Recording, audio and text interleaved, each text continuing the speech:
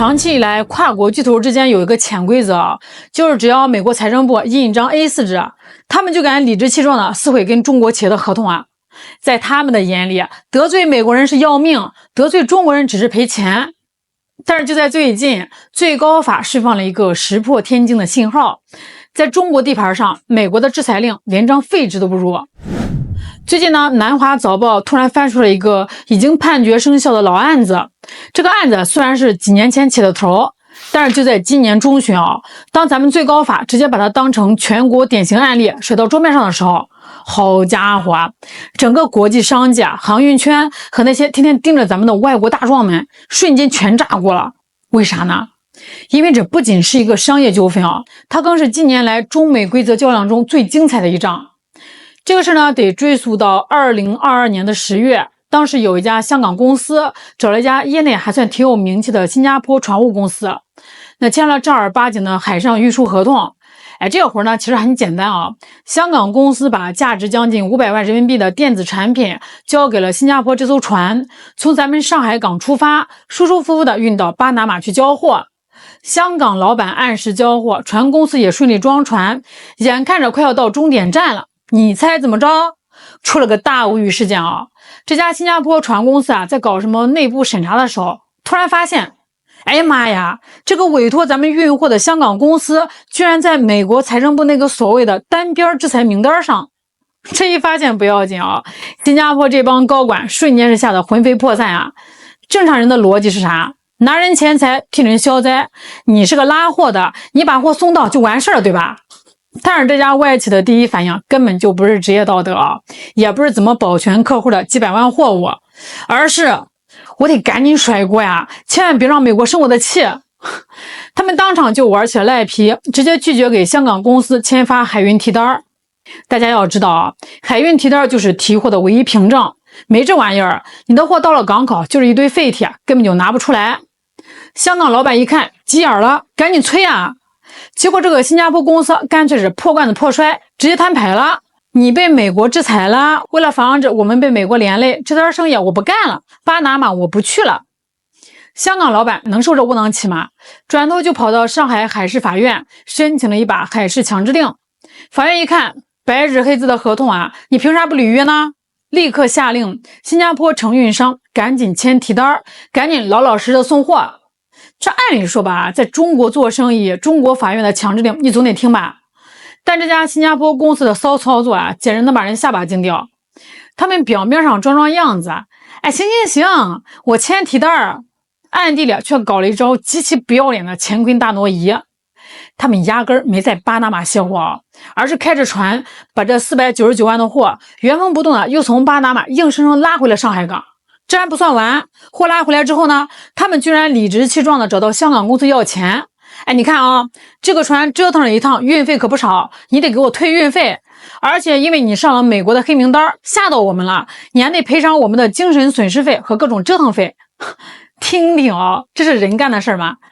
这就好比啊，你打个滴滴去机场，走到一半，司机接了个电话，说看你不顺眼，直接一脚油门把你拉回了原点，让你下车，最后还管你要双倍的车费外加洗车钱。天下哪有这种逻辑啊？在法庭上，这新加坡船公司还委屈上了，他们的辩护词翻译成大白话就是法官大人呀，美国可是全球老大呀，他们那个刺激制裁太吓人了，如果我敢给被制裁的中国企业运货，美国老大知道就会扣我的船，甚至会把我的公司踢出美元结算系统。这是我们这种小公司克服不了的不可抗力啊！所以我们毁约是合法的商业避险，我们是无辜的。哎呦喂，我可去你的不可抗力吧！说实话，过去几十年，这帮跨国大企业就是靠着这套流氓逻辑在全世界横着走。嘴上喊着我们是中立的，我们只做生意。只要美国财政部随便印一张 A4 纸，哪怕这笔买卖跟美国人没有半毛钱关系，没用1分钱美元，他们也会吓得立刻把跟中国人的合同撕成粉碎。在他们的潜意识里，得罪中国人顶多赔点小钱扯扯皮，得罪美国人那可是要命的呀。所以呢，在中国的法庭上，只要搬出美国制裁这4个字儿，中国法官就得体谅他们。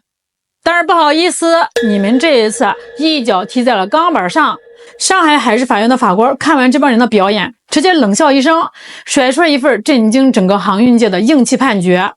新加坡承运商根本违约，赔偿香港公司499万货款外加利息。至于你们那些要运费要赔偿的无理反诉，全部驳回，1分钱没有，赶紧掏钱。这份判决的核心大招是什么呀？是咱们国家颁布的《反外国制裁法》第12条。最高法更是直接盖章定论，这是全国首例明确确立反外国制裁法强制适用的司法判决。那很多朋友可能听不懂啥叫直接适用的法啊，我给大家翻译翻译。法官的意思就是少跟我扯什么合同自由啊，也别拿你美国的制裁单当免死金牌。合同是在中国签的，货是从中国发出去的，坑的是中国企业。只要你站在中国的土地上，中国的法律就会像大铁锤一样，直接砸碎你那些帮着外人欺负中国人的霸王条款。在我的地盘就得守我的规矩，想拿合同自由当挡箭牌，想拿害怕美国制裁当免死金牌，在中国的法庭上这一套绝对行不通。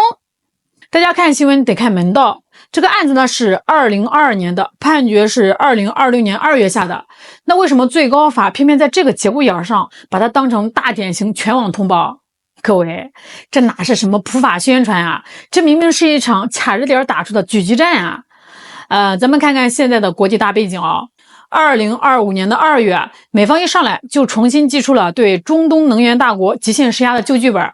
那到了今年的4月份，为了彻底掐断相关地区的航运生命线，美方财政部肆意扩大长臂管辖范围，不仅把大棒挥向了中国恒力石化的子公司，还一口气把全球40多家航运企业、几十艘大邮轮全给拉黑了。他们甚至还嚣张的满世界放话谁敢运这批货，我就砸谁的饭碗。这一下，全球的航运界又哆嗦了，不少外企的小心思又活络起来了，准备照方抓药，再拿害怕美国制裁当借口，单方面撕毁跟中国企业的合同。那就在这帮人准备跳船的时候，咱们国家的一套左右拳直接砸到他们脸上。5月2号，中国的商务部果断出手，直接发布了阻断禁令，明确警告国内所有的企业美国这套单边制裁不许承认，不许执行，不许遵守。那紧接着，最高法就把上海海事法院这份判决给顶了上去。商务部画出红线，最高法告诉你越线的代价，这叫啥？这就叫行政与司法的完美闭环。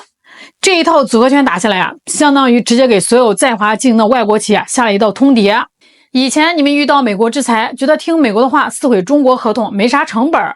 现在你再试试，你要是敢盲从美国的黑名单，肆意撕毁在华合同，你在中国法院不仅讨不到半点便宜反而要面临巨额的违约赔偿。你不给没关系，你在中国账上的钱，停在港口的船，中国法院全都给你扣了，强制执行。想赚中国人的钱，就得挺着腰板守规矩，敢当美国的跟班，就得让你付出代价。这判决一出来西方那帮无良媒体又开始阴阳怪气了，说什么中国用反制裁法欺负新加坡，这纯属瞎说八道。咱们法院判的是一家不守规矩的新加坡企业，关新加坡这个国家半毛钱关系咱们的反外国制裁法从来不是美国那种满世界欺负人的长臂管辖它本质上就是一套防守体系。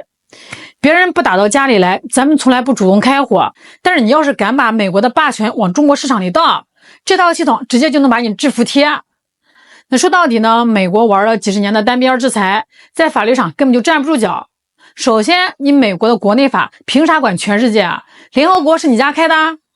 还有，你管第三国企业纯属狗拿耗子交易没用美元，没经过美国，你凭啥制裁连欧洲人早在1996年就出了阻断条例，说美国这是霸权主义。还有第三没有联合国安理会的授权，你美国总统签张纸就是圣旨啦。既然法律上全是窟窿，为啥全球企业还怕得要死呀？其实说白了他们怕的不是那张纸，他们怕的是被踢出美元结算系统，怕的是美国的航母和市场。所以呢，咱们中国这一次表面上是锤了一个不老实的新加坡公司，实际上是在挑战美元霸权背后那张肆意践踏国际契约的结算锁链。那以前欧洲人也想这么干但他们骨头太软，市场不够硬，最后阻断条例成了一张废纸，大家还是偷偷的给美国服软。但是今天中国做到了，我们有全球最庞大的消费市场，有最完整的工业链，还有咱们自己的人民币跨境支付系统。我们用白纸黑字的司法判决告诉全世界所有企业在美国的长臂管辖面前，你不是只有跪下投降这一条路，你顺从美国撕毁中国合同，你在中国就会付出惨痛代价。但只要你硬气点，选择守约，中国这块巨大的市场和咱们完备的法律体系就是你最硬的靠山。在中国的地盘上做生意就得按中国的规矩来。过去那种凭着美国一张纸就能在中国市场上肆意违约损害中国企业利益还不必承担代价的时代，已经被中国最高法这份典型案例彻底画上了句号。好啦，今天就聊到这儿啦，我是小懒，咱们下期再见。